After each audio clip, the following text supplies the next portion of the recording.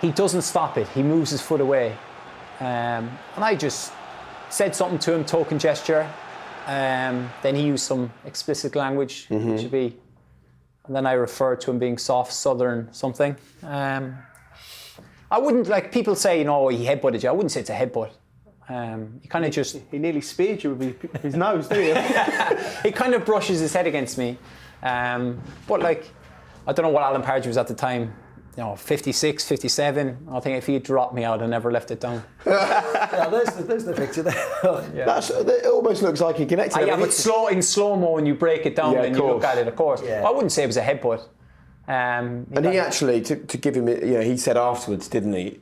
It wasn't an aggressive act from him. I remember the post-match interview because everyone was going, "What is Alan Pardew going to say?" And he came out like, when I tell off my 4-year-old Sebastian, Alan Pardew had a very similar face on when he emerged. He knew, didn't he? I don't know whether he spoke to you before he came out and did media or what happened. That's the thing. A lot of people go on like, did he apologise or whatever?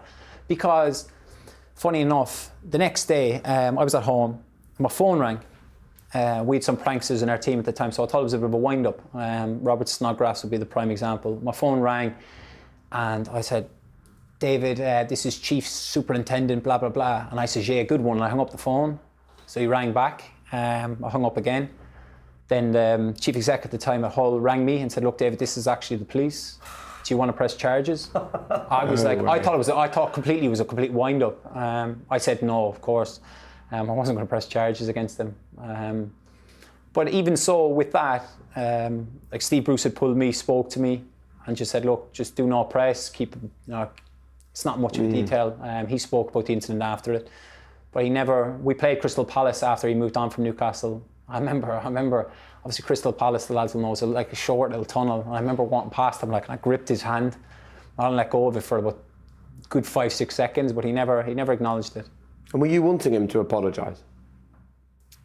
No, I didn't. I don't want an apology, but I wanted him to acknowledge that I could have gone after him. Yeah. Just to acknowledge it, look, I made a mistake.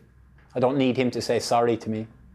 Because we hold people to such a high standard in this country, don't we? And you just don't expect. He said it wasn't an aggressive act. He would probably agree with you that it wasn't a headbutt. I mean, the FA thought differently. He had a 7-game ban or something, didn't he? Which was 8-game ban. You just don't expect that from a manager in top-flight football to react like that to a football player on the opposition. It was mad at the time. I remember, I couldn't believe what I was seeing. And do you know what? Sorry, no, Joe. But the worst thing was, I think they were 3-0 up at the time. They were cruising. Yeah. So that's where you can see the urgency for me to try and get the ball to kind of get do you know what I mean? Steve Bruce has gone mad at us at half time. I'm like, come on, we need to get back into the game. They ended up beating us 4-1. But it was just if you were 2-0 down and I'm taking the ball to try and get one of their players, you could probably see a little reaction, but there was just nothing in it.